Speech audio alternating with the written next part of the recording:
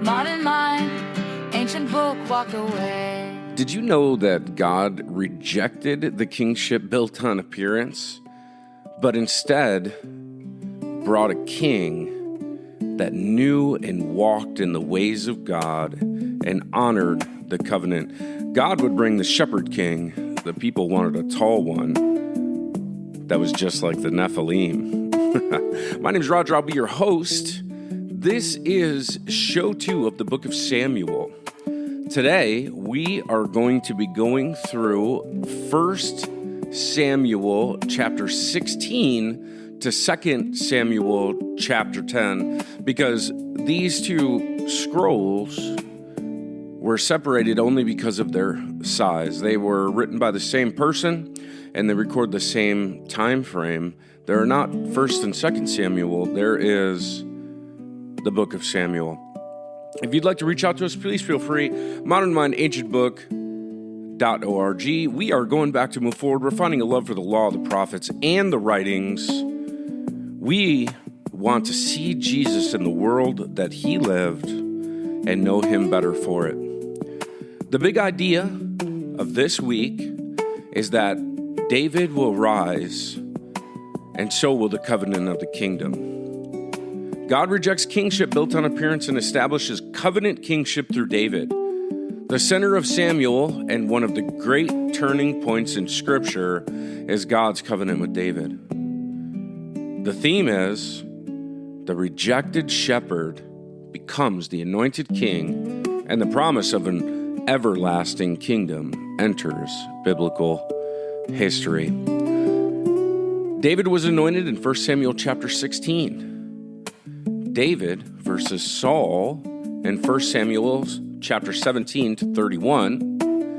David is enthroned, 2 Samuel chapters 1 through 6, and the Davidic Covenant, 2 Samuel chapter 7. And finally, kingdom expansion and covenant stability in 2 Samuel chapters 8 through 10.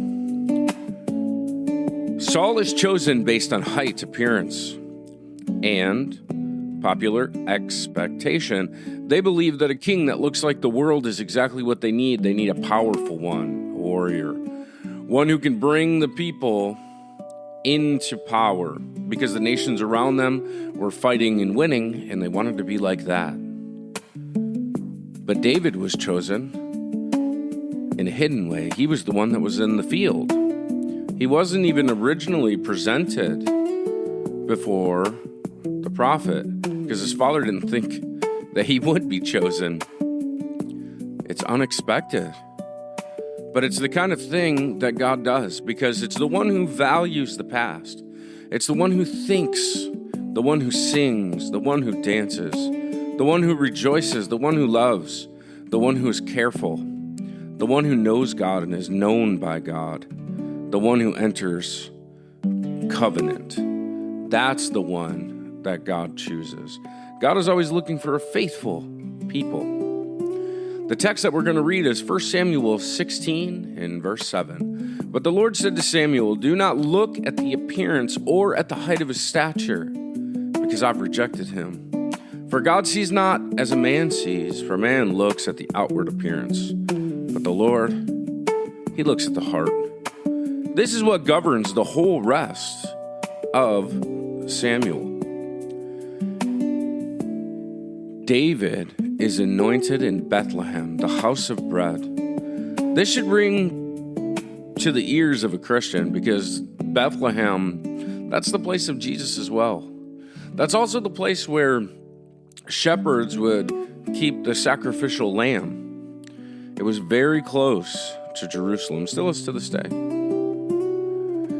David means beloved. David. That's how you'd say it in Hebrew. David. It means beloved.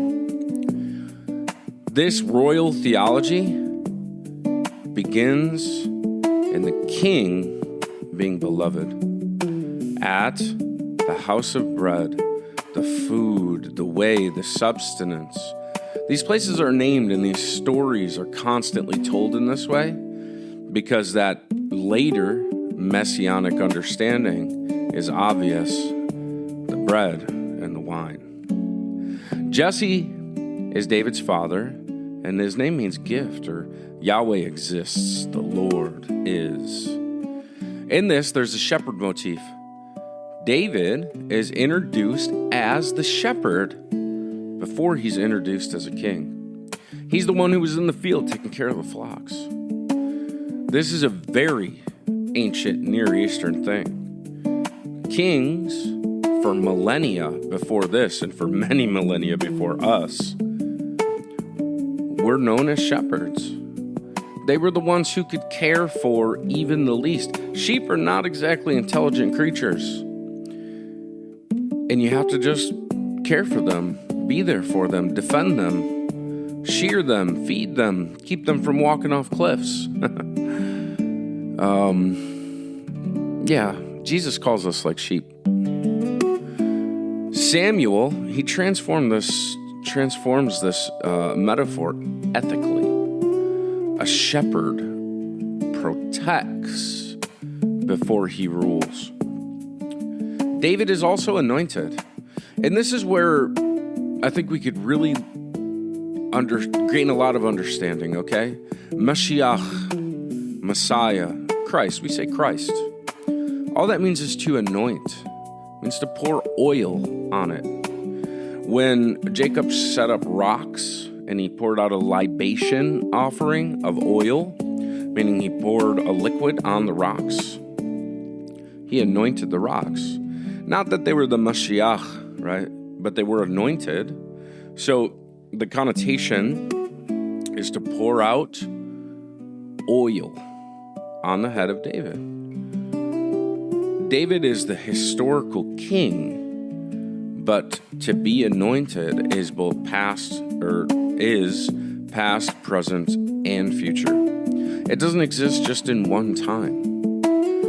The priests were anointed, the king is anointed. In the upcoming future, a man named Cyrus, who is of the nations, a Persian, he's also called an anointed one. Jesus was anointed, but he was anointed in a different way from heaven. And he actually comes in the Davidic line. This is the moment when the kingship becomes tied with the anointed one. This is the moment when God brings the idea of his chosen king, the one who would faithfully rule and whom he would anoint, into biblical history. Now, David, when he was anointed, he wasn't immediately made king. There's a whole history of this. Saul, the one that was chosen, the one that was asked for, his name means asked for, was given to the people, but he ended up being mentally unfit. David was chosen to play music for him. David, this is one of the amazing tactical things about the Bible. David never did strive to be king. Instead, he understood that he was anointed and that his path was in that direction. Because when God spoke, he believed it. It was credit to him as righteousness. But at the same time, he was brought into the king's home, and he began his training to be the king without actually being thought of as the king. He was there, he was soothing Saul, he was seeing how administration works. He was getting a taste of what it was to be in politics and how it is to live in the king's courts and in the house. He was seeing all the major players, how the generals interact, how the various political aspects are undertook, what decisions are made involving taxes and all this kind of thing. The temple, well, not the temple, but the tabernacle, administration, religious administration, civil administration. God put him there well before he actually was there to rule, which is wise. And it's something we could learn. I mean, this doesn't have much to do with religion, but it does have much to do with practicality. So consider this. The Bible gives us various forms of law, okay? You have ceremonial, moral, and civil law, which just means the way you worship, the things you're allowed to do, And then the results of that, so like law, as in don't speed kind of thing. Because the religion that we follow is a religion that should encompass everything that you do and everything that you are. It should be nations that live according to what's good in worship of God, and they practice the law that's good in accordance with worship of God. And that's coming one day. But the point of this, the reason that I sidetracked, is to say we should learn to be patient, kind, understanding, and that we should go into our vocations willing to be the lesser until we can become leaders. That's who David was. That's the kind of man that God values. Go and work hard and serve, and then you'll be worthy of the next step. Everybody knows the story of David and Goliath. It's found in 1 Samuel chapter 17. But it's not a hero story. It's more than that. It's not be brave like David, but instead, it's the Lord, God. He saves apart from conventional power. It's not by might. It's not by weapons. The people have already tried that. That's what the book of Joshua and Judges was about. It's not by the might of men. It's not by the weapons that we have. No. What it really is God is intervening in history, and he brings about at the right time the right people for the right reasons, and they can overcome what they shouldn't be able to overcome because God is with them. The circumstances are correct because God's power is present. Now, Goliath, he's representative of champion warfare. And this is a real historical fact. This isn't some made-up story. This is the way that battles were fought at that time. Championship warfare. This conflict, though, is not about a giant versus a boy. Yes, Goliath was a mighty warrior. Goliath was a warrior who was trained from his youth, and David was a shepherd from his youth. That contrast is there right in the scriptures. And that's the difference between the nations, Philistines in this case, and Israel. Because the rivalry, it's the difference between the vision. Is kingship based on the might of the power of man and our ability to be stronger, to kill better? Or is it based on the might of God who brings true caring kings? Because that's what's at hand right here. The valley of Elah is the valley of the terebinths. It's trees. And it's a borderland conflict zone. It's an uninhabited area, but it's full of trees, these terebinth trees. This is an important theme because it should take your mind back to Genesis. That among the trees, there was a decision to be made. Would you go to God, trust God? Would you eat from the tree of life and not take from the knowledge of the world? Or would you go to the knowledge of the world and eat from the wrong tree and be expelled? Well, among the trees, Israel had a choice to make. And in this borderland conflict zone, this is what we learn. Weakness overcomes power. Faith overcomes the spectacle, the prideful ones. And God, he fights for the covenant people. These are biblical echoes. David is involving himself in the seed war. He's the seed of the woman. He's the serpent crusher. When he threw the rock, it sunk into Goliath's head. He crushed his head. The stone to the forehead. This is a huge Eden echo. And it's noted by scholars as so. Now, David is the representative deliverer. And this anticipates Jesus.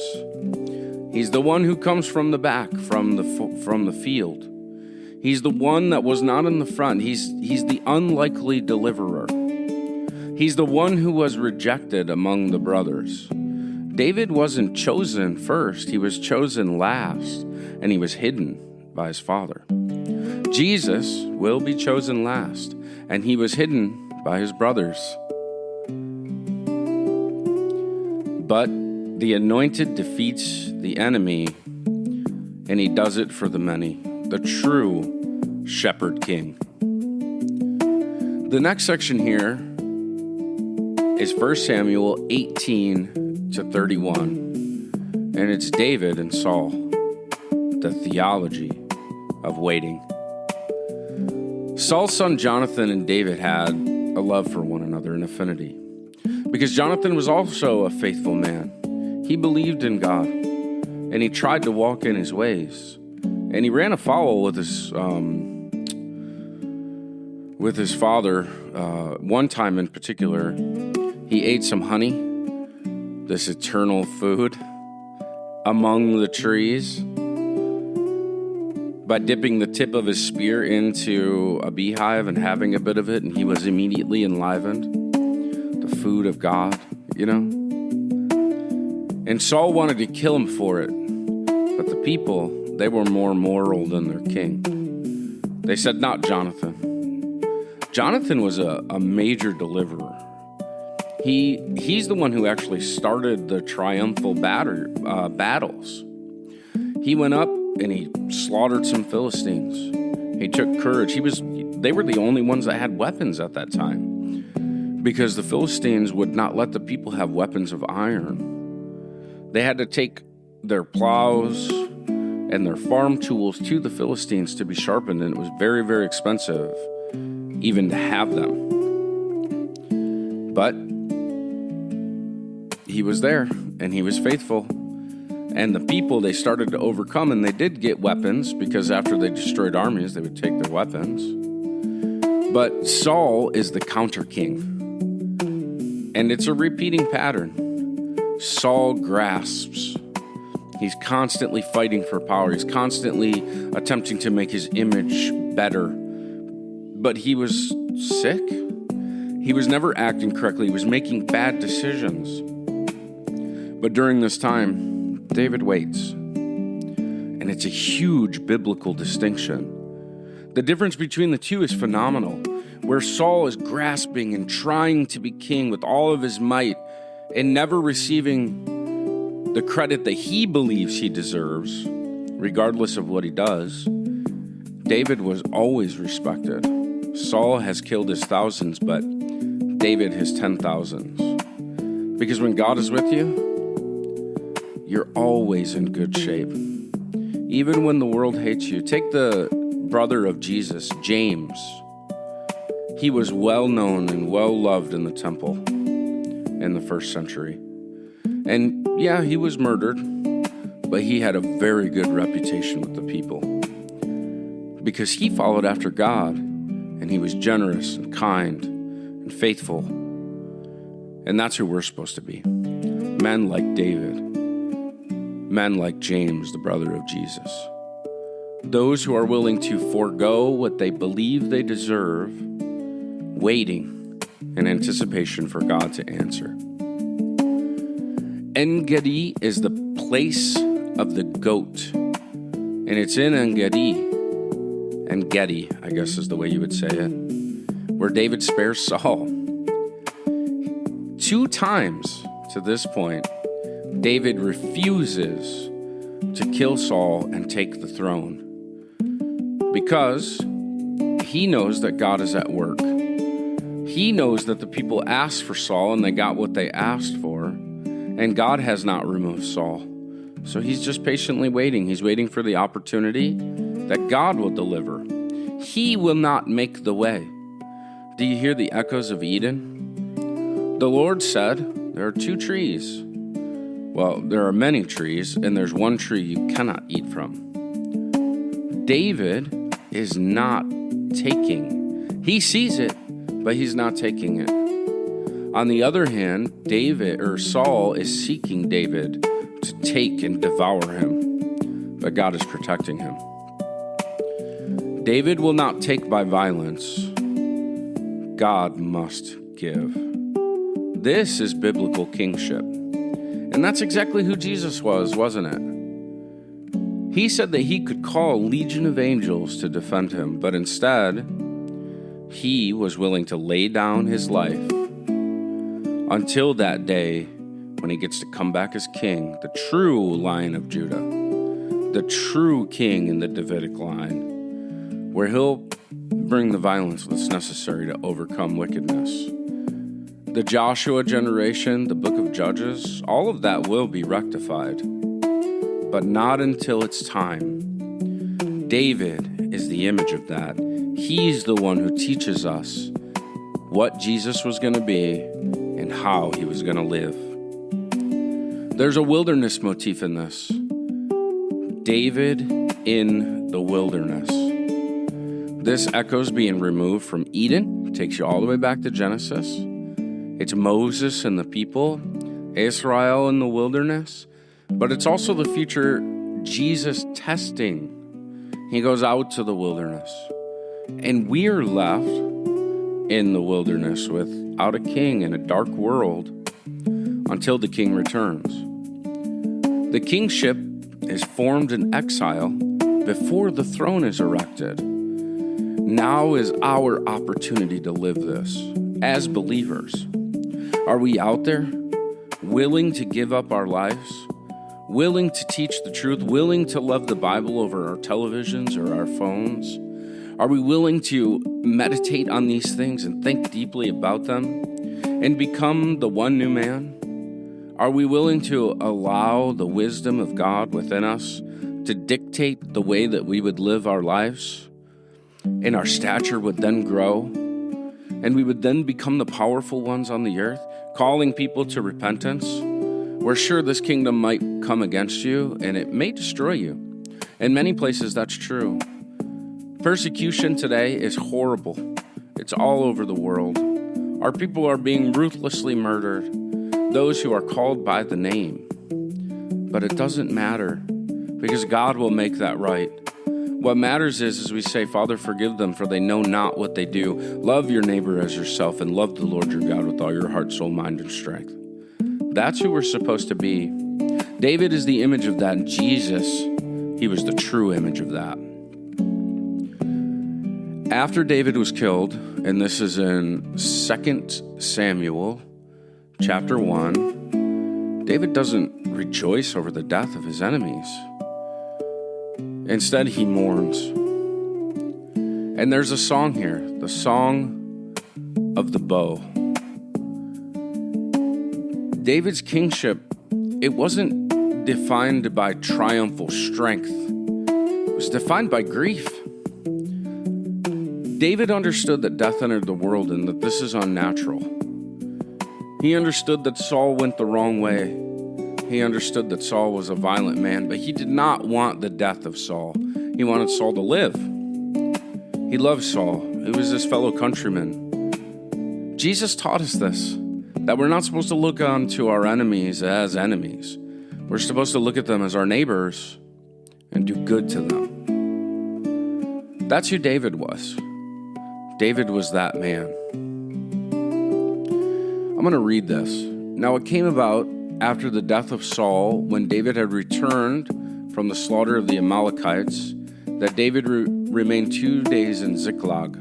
On the third day, behold, a man came out of the camp from Saul with his clothes torn and dust on his head. And it came about, when he came to David, that he fell to the ground and prostrated himself. Then David said to him, "From where do you come?" And he said to him, "I have escaped from the camp of Israel." David said to him, "How did things go? Please tell me." And he said, "The people have fled from the battle, and also many of the people have fallen and are dead. And Saul and Jonathan, his son, are dead also." So David said to the young man who told him, "How do you know?" The young man told him, "By chance I happened to be on Mount Gilboa, and behold, Saul was leaning on his spear, and behold, the chariots and horsemen, they pursued him closely. When he looked beside him, he saw, and he called to me and said, 'Here I am.' He said to me, "Who are you?" And I answered him, "I am an Amalekite."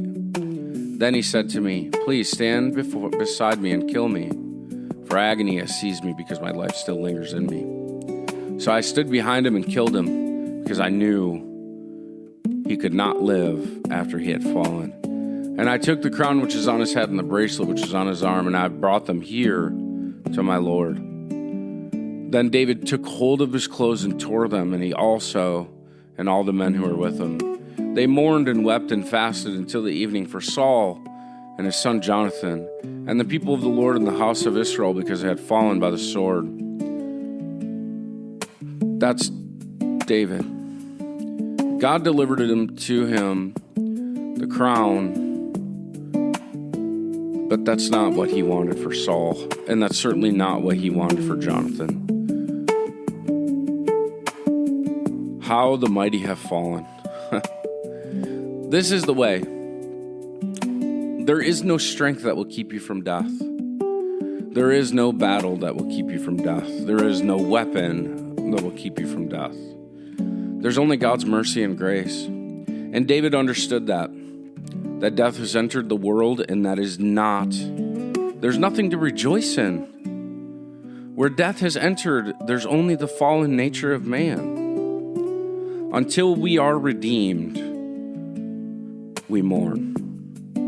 Jesus told us that we have to give up our lives in this world, and that if we seek to save it, we will lose the true life.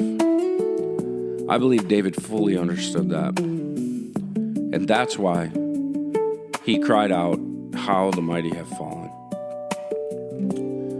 David becomes king. 2 Samuel chapter 2 through 6. In Hebron, this should ring a bell. This takes you back to Abraham. Abraham was in Hebron. Hebron, I don't know how you say it really. I just know this Hebrew way. So that's where Abraham camped. That's where Abraham spent a good part of his life. And that's where this ancient Mesopotamian idea existed with Abraham of the Davidic kingdom, but not the Davidic kingdom, the shepherd king. David actually records something more ancient than the Mosaic Covenant, even though that idea is now tied to the Mosaic Covenant, because David will rule over the laws and the rules of the nation as given by Moses. It's the more ancient version of the king that was the true king, the true way. It's the one tied to Abraham. Abraham never goes away. He colors everything. He's the father of faith. In Hebron, the word means association or alliance. And David first reigns partially here, just over 2 tribes. The kingdom, it comes progressively because David grew in stature. He began to receive more and more respect. The people of Benjamin, they followed after Saul's relatives. But it wasn't long before everybody came under David. Because David was the greater king. He was the one chosen by God, the humble one, the broken one. The one who mourned over the death of his enemies and did not rejoice. The one who walked in God's ways. And it was David that took Jerusalem. David is the one who took the holy city in God's name. He redeemed it to be again the place of the Most High God. This is where Melchizedek was. David replaces Melchizedek, the king for the king, the follower of the Most High for the follower of the Most High. And this is likely the foundation of peace. When David captured the city, that political center became the covenant center. This is the place known as Zion. This is the fortress that becomes the theological symbol where Jesus will reign. Later, this is where the temple is placed. It is most certainly a kingdom symbol, and it's most certainly a Messianic or Christ pointing symbol. The biblical trajectory begins at this very moment. Jerusalem is a place of collision. Even today, it's contested. The Muslims have claimed the Temple Mount, but Israel has also claimed the Temple Mount. This is where a future war will be held. The seed war will culminate in this place, the place that God's king conquered, and God's king will conquer. During David's time, the ark leaves Shiloh and comes to Jerusalem. And this is where David dances, and his wife looks on him as if he's degrading himself. But he says, if you think this is degrading myself, I will do even more for the glory of God. David didn't think of himself as a king first. He thought of himself as a worshiper first. That's a huge meditative moment for all of us. If we were to consider that, if we were to look on that, if we were to emulate that, then we would see that the way of Jesus, the purified Judaism of Jesus, it's not a set of laws and rules. It's not a political structure. It's not a civil structure. It's not even a religious structure. It's the internal man, the true you, the true heart of a person, worshiping with abandon the God who gave all, as David danced. Kingship is linked to worship. Jesus prayed every single day. He showed us what it was to be a true covenant worshiper. How's your prayer life? Do you speak to God every day? Paul said we should talk to him every moment. He's a friend. He's a help. He's a witness. And if you remember all that he's done, you'll find nothing but reasons to worship and seek his power. The power of the kingship submitted to the presence of God, all in obedience to God. And this is Samuel theology. This is probably the center of the book. This is what means the most in the book of Samuel, 1st and 2nd Samuel. The center of Samuel is the Davidic kingdom, and it's Samuel chapter 2, 2 Samuel chapter 7. Now it came about when the king lived in his house, and the Lord had given him rest on every side from his enemies, that the king said to Nathan the prophet, "See, now I dwell in a house of cedar, but the ark of God dwells within tent curtains." Nathan said to the king, "Go do all that is in your mind, for the Lord is with you." But in the same night, the word of the Lord came to Nathan, saying, "Go and say to my servant David, thus says the Lord, are you the one who should build me a house to dwell in? For I have not dwelt in a house since the day I brought up the sons of Israel from Egypt, even to this day, but I have been moving about in a tent, even in a tabernacle." A temporary dwelling, that's what that means. It's a sukkah, temporary dwelling. "Whenever I have gone with all the sons of Israel, did I speak a word with one of the tribes of Israel, which I commanded to shepherd my people Israel, saying, why have you not built me a house? Now therefore, thus you shall say to my servant David, thus says the Lord of hosts, I took you from the pasture, from following the sheep, to be a ruler over my people Israel. I've been with you wherever you have gone, and I've cut off all of your enemies from before you, and I will make you a great name, like the name of the great men who are on the earth. I will also appoint a place for my people Israel, and will plant them, and they may live there in their own place and not be disturbed again, nor will the wicked afflict them any more as formerly. Even from that day that I commanded judges to be over my people Israel, and I will give you rest from all your enemies, the Lord also declared to you that the house of the Lord will be there is what I meant to say, but the Lord will make a house for you. David has to make a house for God, but God will make a house for us. Tell me that's not about Jesus' coming. When your days are complete and you lie down with your fathers, I will raise up your descendant after you, who will come forth from you, and I will establish his kingdom. He shall build a house for my name, and I will establish the throne of the kingdom forever. I will be a father to him, and he will be a son to me. When he commits iniquity, I will correct him with the rod of men and the strokes of the sons of men. But my loving kindness shall not depart from him, as I took it away from Saul, whom I removed from before you. Your house and your kingdom shall endure before me forever. Your throne will be established forever. In accordance with all these words and all this vision, so Nathan spoke to David. This was looking forward to Shlomo. I keep forgetting the English name, Solomon. This was looking forward to Solomon, but not Solomon, because Solomon could never be the son of God, nor could he ever have the Father be God. It was more than that, because Solomon wouldn't last forever, but he did get corrected by the sons of men, which just means the rulers, right? The rulers, the people who call themselves the gods on this earth. Israel fell and collapsed after Solomon. It wasn't Solomon. This is the literary center of the book, though.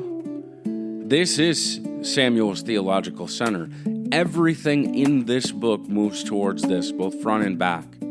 Now, this is really interesting because Shavuot, or the Feast of Pentecost, is coming up here. And they, the people, the disciples, they were in the house, the Vayit. And people think that that's like the upper room. But this is where the temple begins to be called the house. David wants to build a Vayit for the Lord. The temple in Israel is known as the Vayit, the house. It's the house where God dwells. It means a house, a dynasty, a temple. David wants to build this for God, but God promises a house for David. This is narrative reversal, but it's renewal, a promise to the future. That is David's line, despite its failure in the flesh, would not fail forever. God promises him a great name, the name above all names, Yeshua, Jesus. He promises that the land will forever exist and be ruled by the Davidic king in the name of Jesus. He promises a royal sonship will come, the Son of God, in the name of Jesus. And he promises an enduring throne, one that will never end, that is not ever going to end, ruled from Jerusalem by the King Jesus. The core royal promise is that his throne will be established forever in the line of David. If you know Jesus' lineage, you know he's in the line of David. I will be his father. Royal sonship, the Son of God, Son of Man, the rightful ruler, and the divine one. This is the later foundation, one that has not yet come. This is massively important for Psalm 2, 89, and 132. The book of Isaiah is all focused on this. The Gospel of Luke, focused on this, and the Acts of the Apostles. Without 2 Samuel 7, Messianic theology just, it wouldn't look the same. This is what scholars call the Davidic Covenant. But covenant theology can't answer the question because it assumes that this was made for in two people, but it wasn't made for in two people. It was made for people by God, and God is the king. If Jesus is the king of a kingdom, then all of his people are under him, both the living and the dead. It's not about flesh. It's not about in whose DNA are you. It's about who is the king. If you identify Jesus as your king, if you identify God's house as the king's house, then the temple is yours. Then Israel is your people. Then Avram is your father. Then Noah was a faithful one in your line. Adam was the one who fell, but he's also the first Adam. Jesus is the second, the one who fixed that. You're looking back to Eden, but you're looking forward to Eden. And you've identified with all that God has done all through history, and that's become your history. If Jesus is king, this is truth. After this, the kingdom expands, and there's a bunch of victory narratives. It's not triumphal propaganda, though. It's a theological statement. The covenant king brings ordered peace, not just by strength, but by goodness, by living correctly, by peace. Mephibosheth. This is found in 2 Samuel 9, and this is exactly what I'm talking about. Then David said, "Is there yet another left in the house of Saul, that I might show him kindness for Jonathan's sake?" Now there was a servant in the house of Saul whose name was Ziba. And they called him to David, the king, and said to him, "Are you Ziba?" And he said, "I am your servant." The king said, "Is there not yet anyone in the house of Saul to whom I may show the kindness of God?" And Ziba said to the king, "There is still a son, Jonathan, who is crippled in both feet." So the king said to him, "Where is he?" And Ziba said to the king, "Behold, he's in the house of Machir, the son of Ammiel, and Lodebar." When King David sent and brought him from the house of Machir, the son of Ammiel and Lodebar, Mephibosheth, the son of Jonathan, the son of Saul, came to David and fell on his face and prostrated himself. And David said, "Mephibosheth." And he said, "Here's your servant." David said to him, "Do not fear, for I will surely show kindness to you for the sake of your father Jonathan, and I will restore to you all the land of your grandfather Saul, and you shall eat at my table regularly." Do not fear. Does that sound like someone you know? Jesus is this kind of kindness, isn't he? Jesus is this sort of forgiveness, hope, and love. When there is a turning, when the enemies are overcome, he doesn't utterly destroy, he restores. This is the goodness of God. We say that the Mosaic Covenant is a covenant of law, but David was the king over Israel during the Mosaic Covenant times. And did he utterly destroy his enemies? No. If you are in the line, if David is your king, the greatest David, then there's mercy. You just come before him, you bow down, and you say, "Have mercy on me." And you'll get exactly what happened to Mephibosheth. You'll get to eat at the table. David made a descendant of Saul who tried to kill him an honored one, an owner of great lands, an owner of great wealth, and one who got to eat from the best food available to Israel. This is the gospel-like pattern. This is David showing us who Jesus would be, and Jesus showing us exactly why David did this. It's covenant kindness. It's royal mercy. It's peace through justice. It's the heart of a matter, the levav. It's the interior loyalty. It's coming from the inside out. Jesus told us that if you say "you fool," you're guilty of murder. Why? Because murder comes from the inside. You have to hate to plan. You have to plan to execute. Jesus says, have kindness. joy and peace. Have mercy, have love for your brother, your neighbor. Treat them as you would like to be treated. That's a good way. That's the Hesed.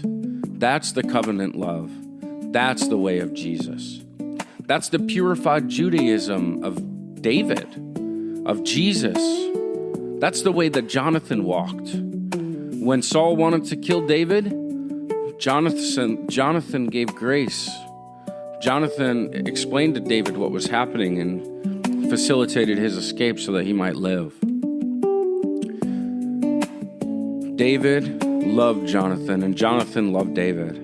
And David loved Mephibosheth, and Mephibosheth was spared because God loved David. That's the way.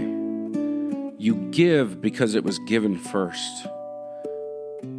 In the garden, when we fell, it was written that we should die. We should surely die.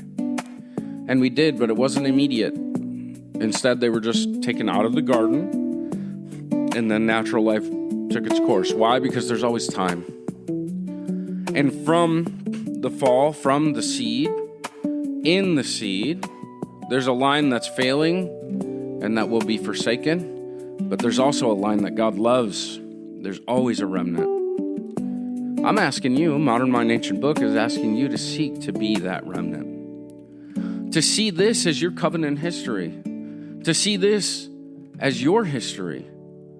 To be willing to become the one new man, united with Israel, united with Jesus, to walk the way, to live in the glory of God through the wisdom of God that's been given to us for over many thousands of years. This is the kingdom through waiting. This is the kingdom by rejection of grasping, by rejecting definitions, by rejecting false theology, by instead being known by the name of God, trusting Him and accepting His kingship. This is the biblical pattern. The shepherd king is a motif, and it's common in Mesopotamian kingship circles. Samuel reshapes it into a biblical motif. Isn't that interesting? Abraham's theology is carried through. Abraham was the father of faith, and his theology is not something you can throw out. The ancient Mesopotamian world was the covenant before the Mosaic covenant. God is older than the laws given to Moses. Just think about that a little bit. Jerusalem was a political innovation. It was always the trajectory. That's why we met Melchizedek, because the king of righteousness would rule over Jerusalem. David is in the line of Melchizedek. It was a neutral tribal city, but this is the political move that it would become the head, the lead, the place of the worship of the Most High again. But the implications are larger than just politics. It's a background thing. 2 Samuel 7 is a royal grant treaty. It's an important insight because Samuel transforms the genre. It's not just a treaty between kings. This is a treaty of God to a line of men, that there would forever be a king in the flesh in Jerusalem. But how could there be a king forever if people die? It had to be something greater, didn't it? Why is David chosen while Saul overlooked? Well, because Saul ruled by his own might and David waited on God. Why does David teach about waiting for God's promise? Because that's exactly who we should have been in the garden. It's calling back to the garden motif and saying, look, he's not like those who fell. He's one who waits and who waits on God. He's one who goes to the right tree. He's eating of the sustenance, not of what he's not allowed. He's waiting for God to answer. Why does David refuse to kill Saul? Same reason. Because God will answer. Human beings are not the destroyer of men. We're the ones who wait for the king to do what he must. Why is 2 Samuel 7 the central to all the biblical theology? Because the king is going to rule on earth from Jerusalem forever. Just think about that a little bit. What kind of king is Samuel presenting? It's not just a man. David points beyond David. Jesus fulfills this. He's the true shepherd king, the faithful son, the greater anointed one, the eternal Davidic ruler, the one who was betrayed by his brothers, but will be recognized by his brothers.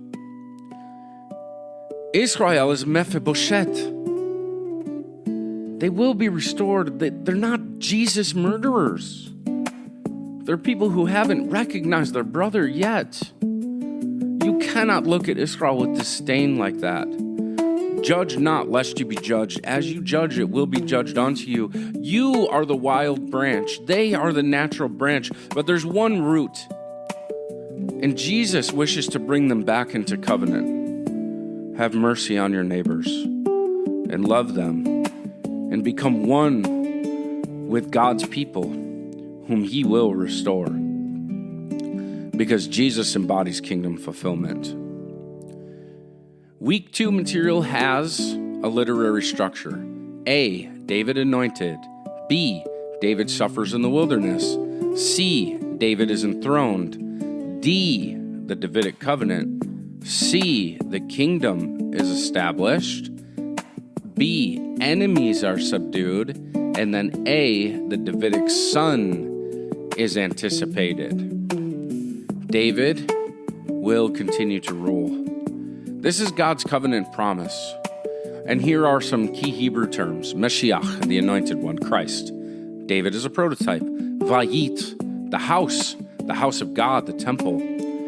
In the New Testament, when you see house, don't always assume it means a private residence. This name carries through in Israel. This is part of what it is to understand the temple. It's the Vayit, the house of God. This is a central word in 2 Samuel 7. David wanted to build the temple. The temple is called the house, the Vayit. The Hesed, that's the steadfast covenant loyalty. And this is what the way means. When I say walk the way, when I invite you to walk the way, I mean practice Hesed. Have steadfast covenant loyalty. Live as if Jesus is king and that his kingship is now and that his people are your people. And meditate on everything that you learn as you learn it and never give up learning. Learn the Bible. Walk the way. Shalom. That's not just the absence of war. That's peace. But it's ordered covenant peace. It's a kingdom goal. Shalom has meaning. Week 1 showed why human kings fall. Week 2 reveals what true kingship looks like. A shepherd is chosen, a covenant is sworn, a throne is promised. And all the scripture begins leaning toward Messiah. Samuel is no longer merely about Israel getting a king. It becomes about the coming of the king. We're on to week 3 next week. We're going to continue through until we finish the entire 2 books of Samuel. We have 2 more weeks left. This is the center section, which is also the theological center section. I hope that you've enjoyed this. If you had, please feel free to reach out to us at modernmindancientbook.org. There's a contact form there. There's also some stuff for you to look at. Please feel free to peruse the site. If you would like to leave a message, please do. Comment, like, subscribe. Share this with your friends. We really want people to see Jesus for who he truly is. He is the Shepherd King. Lord bless you today. May he make his face shine upon you and be gracious to you and turn his face towards you and bring you shalom. Shalom for now.